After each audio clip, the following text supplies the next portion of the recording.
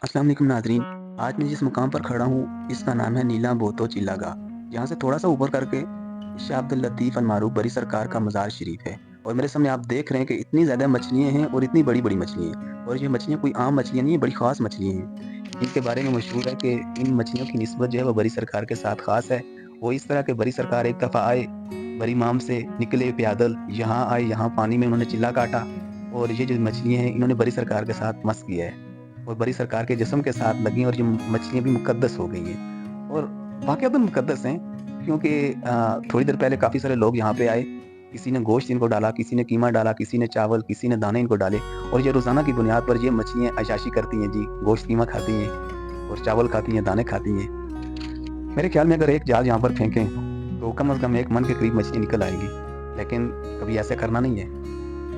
क्योंकि यहाँ के बारे में मशहूर है कि जो शख्स यहाँ से मछलियाँ मारता है या यहाँ की मछली खाता है, तो या तो उसकी नज़र चली जाती है या फिर अपाहिज हो जाता है, माज़ूर हो जाता है या मर जाता है जी। काफ़ी सारे मफ़रूज़े लोगों ने गढ़े हुए हैं, लेकिन मेरे ख़्याल में वैसे एक ही जाल फेंक दें अगर तो काफ़ी सारी मछलियाँ निकल आएँगी।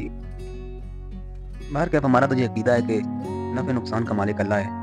तो ये अगर इसकी लोकेशन की बात की जाए तो ये इस्लामाबाद से तकरीबन 27 किलोमीटर की मसाफ़त पर है और अगर इधर एबटाबाद की तरफ से आएँ तो ये कोहाला बाला से होते हुए आगे कुरुपड़ का मकाम आता है, उधर से लिंक रोड आती है।